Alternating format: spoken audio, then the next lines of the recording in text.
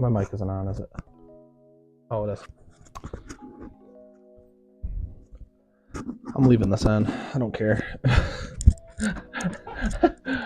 Hello, everybody. My name is Connor Kratz, aka Kojo the Goat. And in today's video, we will be talking about the top 10 players going into next year's NBA season. Now, before we start this list, let's talk about my criteria for my top 10. Number one, you have to be relatively healthy in order to crack the top 5 or so. Okay, there's some exceptions to the rule. Okay, there's some exceptions. One of those exceptions being if you've shown that you can stay healthy in the past and you can have MVP quality seasons, then you'll be up there. Number two, I'm not really that interested in team success. It just, it's individual players. It's what individual players have shown and what they've proven to me. Okay. So team success does not factor into this list pretty much whatsoever. And the third criteria that I have is we're looking into the future. Okay. We're not just looking at what they've done in past seasons. We're looking at age. We're looking at injury history. We're looking at things like that in order to narrow down this list a little bit more. Because there's guys on this list that are aging. There's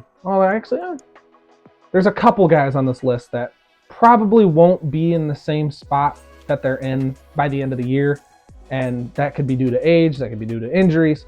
That could be due to all sorts of things. So that's my criteria for this list. And I have one other thing before we get into the top 10. One other thing I want to mention is my honorable mentions. Guys who just barely didn't make the top 10. Guys who definitely have an argument, but they're just on the outside looking in. Those two guys that I narrowed down to were Jimmy Butler and Devin Booker. The thing about Jimmy Butler is his postseason performances are incredible. And that's also one of the criteria is you have to be a good playoff performer. You can't just be, incredible in the regular season and whatever. You get what I mean. Listen, all right. Jimmy Butler is one of the greatest playoff performers we've ever seen. Okay. That's not debatable. That's not, nobody can even make an argument against that, okay? Yeah, he had a blunder in 2021, but whatever. He's one of the greatest playoff performers we've ever seen, period. Regular season performance, though, does factor into this list, okay? You have to be the elite of the elite. You have to be a guy who can put up great numbers and lead your team throughout the regular season and the postseason. You can't just be an elite guy in the playoffs and a, top 20, fringe top 15 guy in the regular season. That's just not, it's not how it works for this list, okay? But the fact that he almost made the top 10 strictly based off of just being a great postseason performer is very impressive. That's very impressive. And the second guy that I didn't include is Devin Booker. I think Devin Booker is one of the more overrated players in the league. The reason I think that Booker is one of the more overrated players in the NBA is because he doesn't do anything elite other than score the basketball. He doesn't do anything else at an elite level other than score the basketball. And the problem with that is it makes you look like a top 10 or an elite player because it's like, what's the most important part of basketball? It's getting points, right? But the problem with that is when you're narrowing it down to a top 10 list, you have to have other qualities other than just being an elite school. You can't just be a really good, because all of these guys in my top 10 do things that include scoring. They're great defenders, they're great rebounders, they're great playmakers, they're great leaders, right? Like they're guys that have proven to be able to do other things other than one thing, okay? So that's the reason why Booker isn't on here. Yes, he's a great playoff performer. We saw that in this past year's postseason, but he just doesn't do anything else at an elite level. And I just, that can't constitute you being in the top 10. It just can't, at least in my opinion. Onto the list. Sorry, I know I've been jumbling my words up a little bit here, but this top 10 should be a little more concise, okay? At number 10, hold on. I gotta turn this fan on, dude. I'm dying in here. Sorry if you guys can hear it. You shouldn't be able to hear it. I tested this before. They didn't pick it up on the mic. Hoping that it stays up. Okay. Sorry about that.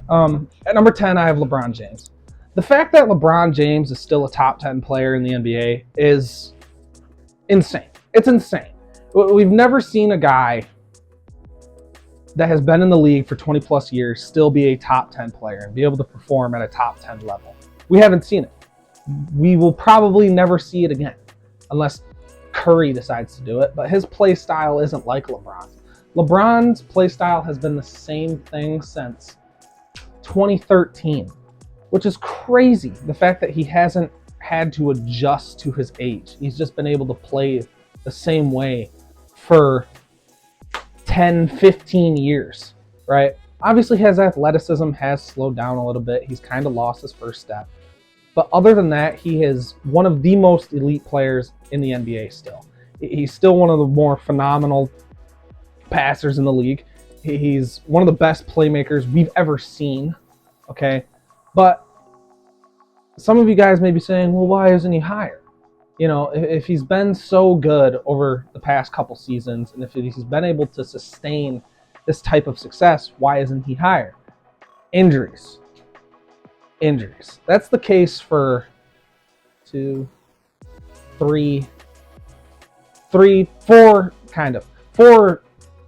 I'd say 3. 3 of these guys on this list also have the same concerns, which is just injuries. But with LeBron, it's a little different because, again, he's 38 years old. So injuries being a factor this late in somebody's career is concerning. It's concerning, and you got to weigh that out. But still, top 10 player going into his 21st season in the league. Mind-blowing. It's mind-blowing. Coming in at number 9, I have Shai Gilgeous-Alexander. Now listen. All right, I get it. He's had one elite season so far in his career. Only one.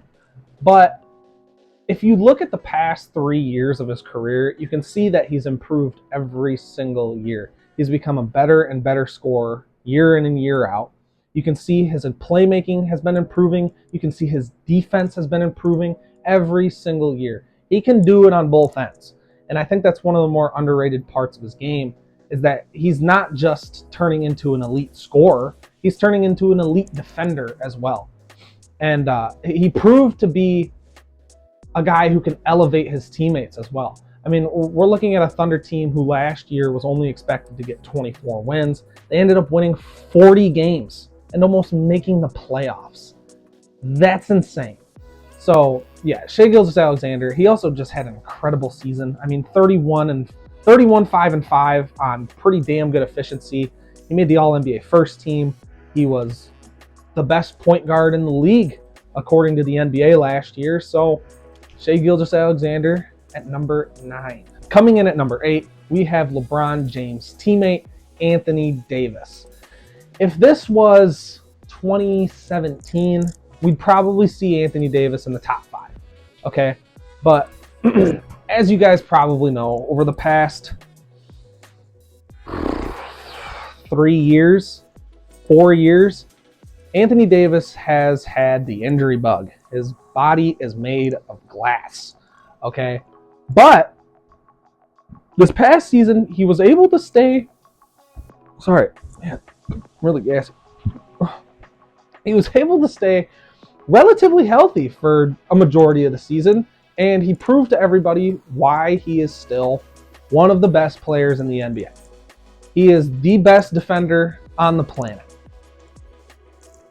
He is the best defender in the world, okay? And I'm not hearing any of your arguments. I cover my ears because you can't make an argument against it. I will not hear it. I will not hear it.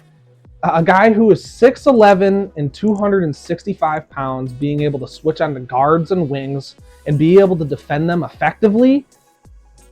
Ew, dude. Ew. Especially with a guy that has had so many injury concerns in the past. and he's still not afraid to go out and guard point guards and guard shooting guards and guard small forwards and guard the other team's best player, right? He was also phenomenal in the postseason. He had a great postseason. During some stretches of the playoffs, he was the Lakers' best player on offense. So Anthony Davis proved to us this season why he is still elite, why he is still one of the best players in the league. Coming in at number 7, I have Jayson Tatum. Hey everybody, I just want to say that I changed my mind as I was editing this. Jayson Tatum is better than Joel Embiid. He's had better playoff performances, and although Embiid has won MVP, he hasn't been able to perform in the postseason.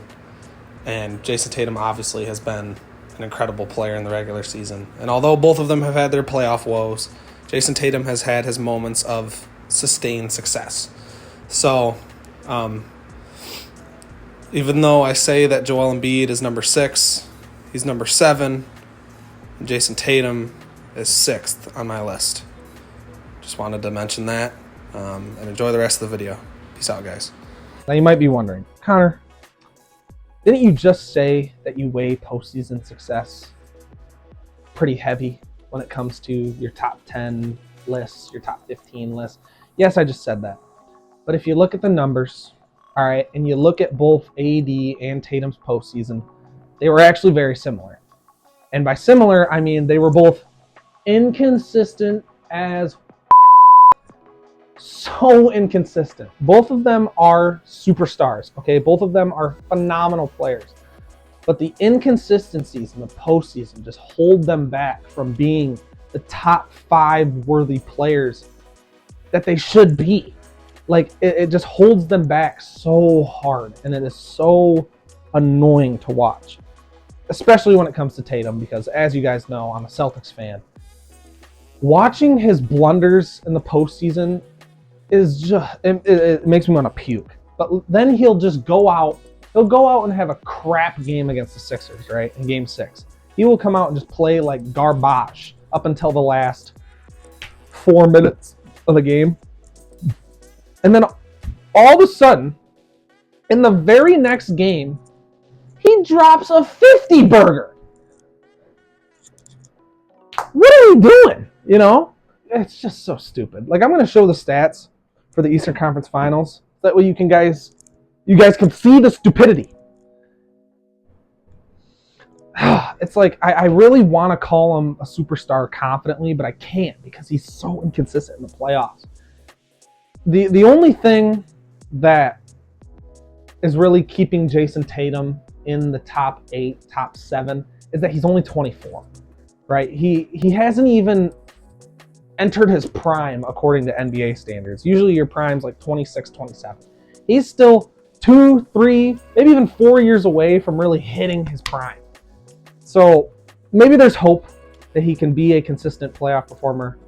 But for right now, the playoff woes hold him back from being a top 6, top 5 player, all right? Enough hating. He's been great the past couple of years. He just had his best season this past year, finished top 5 in MVP voting, I believe. Back-to-back All-NBA first teams. He's incredible, but again, the playoff woes keep him lower. Same thing with the guy that I'm about to talk about here in a second. At number 6, I have Joel Embiid. The only reason Joel Embiid is even slightly above Anthony Davis is because of the fact that he's been able to stay just that bit healthier. Just that little bit healthier to where we've been able to see more of Embiid's dominance and less of Anthony Davis's dominance. Embiid is one of the best scorers in the league, and he's a center.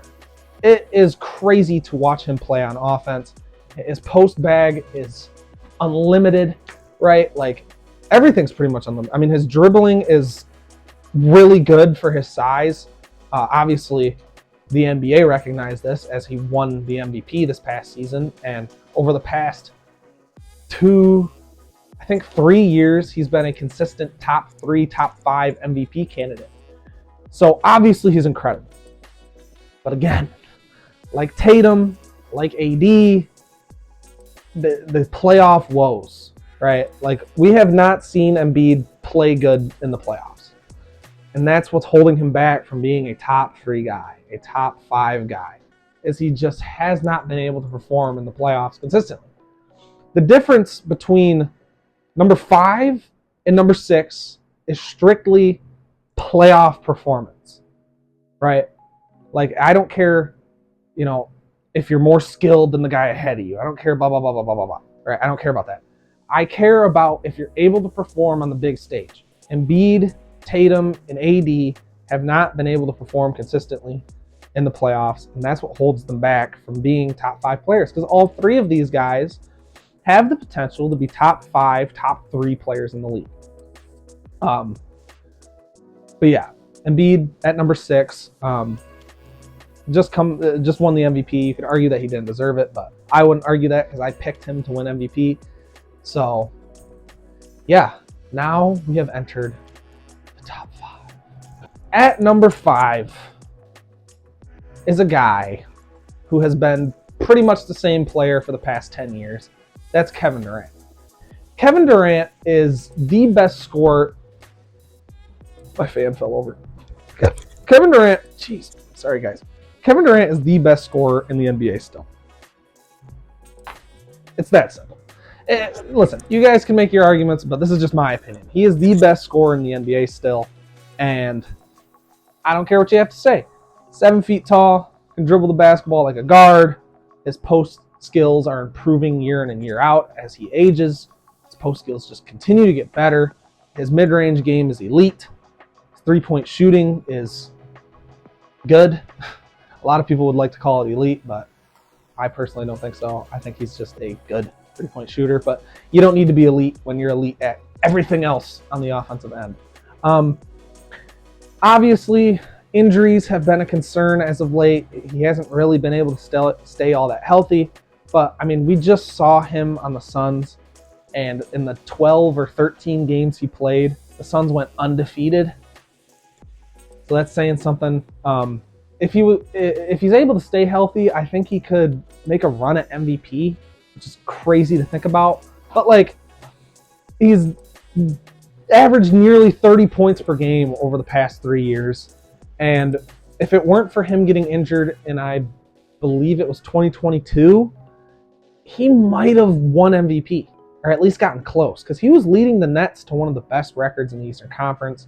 And then I can't remember if he tweaked something in his knee or it was his Achilles. I can't remember. Maybe his ankle. I can't remember the exact injury. I'll have to show it right here. But yeah, Kevin Durant, still the best scorer in the league. Underrated defender as well. But overall, he's still a top 5 guy in my opinion. Coming in at number 4, I had to pull some hairs for this one because I wanted to put him at number 3. Then I was sitting there and I was thinking, and I was like, I think number 3 is just that bit better. Just that bit better. And at number 4, I have Luka Doncic. Now you might be wondering, Connor, he just missed the playoffs, bro. What are you talking about? Yet again, like I said at the beginning of the video, I don't care about team success. I care about individual success. And last year, when that Mavericks team made the playoffs, they ended up beating the defending Western Conference champions in the Phoenix Suns in an embarrassing fashion. In that playoff stretch, Luka was insanely good. Like, he was just going nuts for that entire playoff run. He's also been one of the best playoff performers we've ever seen when he makes the playoffs. Here are his playoff stats over the 3 times he's made the playoffs so far.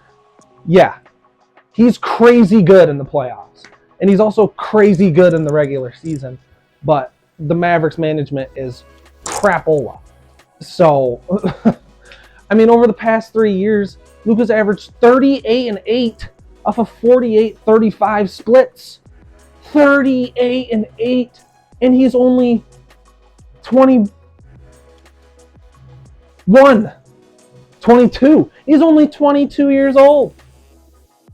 That's nuts. This past year, he averaged 32 points per game on 61% true shooting. So before you go, shut up, okay? Shut up. The only reason, though, that he's not in the top 3 or above the guy that I have ahead of him is because he has failed to make his teammates better, okay? That Mavericks team could have made the playoffs last year. Yeah, their defense was crap, blah, blah, blah, blah, blah. But Luka, to me, just hasn't elevated his team. He just hasn't been able to take his team to the next level. I feel like he's one of those guys who can't lead his team to the postseason without having a secondary star. He's just not that guy. He's not a LeBron, right? Like he's just not that guy. He's just not that guy, pal. Okay. But other than that, I mean, he's a top 5 player and he's only 22 years old. So sky's the limit for young Luka. Now we have entered the top 3. And at number 3, I have Wardell Stephen Curry. Now you might be saying, Connor, why is he number 3? Well, I'll tell you why he's number 3. Last season, we saw him win his first Finals MVP. We saw him win another ring. And over the past 3 years, he has been a consistent top 5, top 6 MVP candidate. He's averaged 28 points per game over the last 3 years and has been doing it on insane efficiency. This is still the same Steph Curry that we all know and love, right? He is still the best shooter of all time. He is still the best point guard in the league. He is still one of those guys where it doesn't matter what team you put around him because he is the offense. Like, he is the Warriors' offense. So it just doesn't matter what team you put around him because he's going to lead them to at least some sort of success. It doesn't matter what team you have. I don't know what else there is to say about Steph Curry. I mean, he's 34, I think. 34, 35, and he's still a top 3 player in the league. And I don't see him slowing down anytime soon. The only concern with Steph is injuries. Probably should have taken that into consideration, but I'm just going to trust my gut, and I'm just going to leave him at number 3 because that's where I think he belongs. At number 2, number 1 and number 2 should be pretty obvious. And if you don't think it's obvious, then you're just... Ugh. But at number 2, I have Giannis Antetokounmpo. The only reason he's not number 1... voice crack, wow. The only reason he's not number 1 is because of the playoff blunders that he's had in the past and that he just had. If he could be a consistent playoff performer, he would be the best player in the league. Probably wouldn't be a question. Well, actually, it'd be close. I think there'd be a 1A, 1B situation going on with him and the number 1 guy. But with Giannis, I mean, he's still number 2, right? Like, he just won a ring 2 years ago. He's won 2 MVPs in his career, Defensive Player of the Year. I mean, he's coming off of his best season yet, which is crazy to think about after, winning MVP and Defensive Player of the Year in 2020. But he is coming off of his best season yet, at least in terms of scoring, and honestly in terms of defending. He's arguably coming off of his best season we've seen.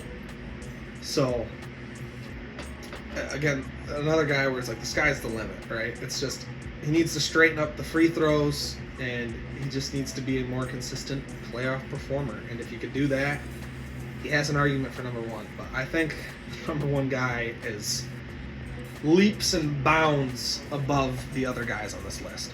And at number 1, come on, do you know who I am?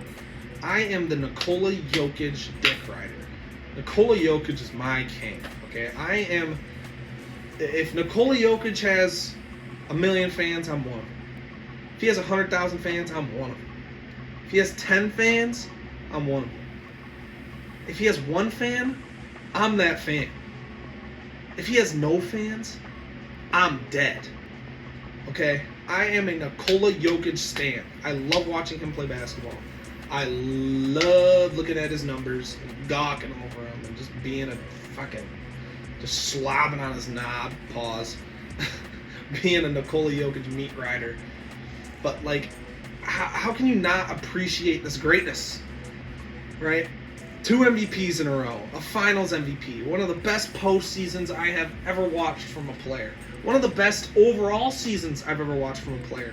Led the Nuggets to the first seed in the Western Conference, had one of the best seasons for a center we have ever seen, one of the most efficient seasons as well for a center.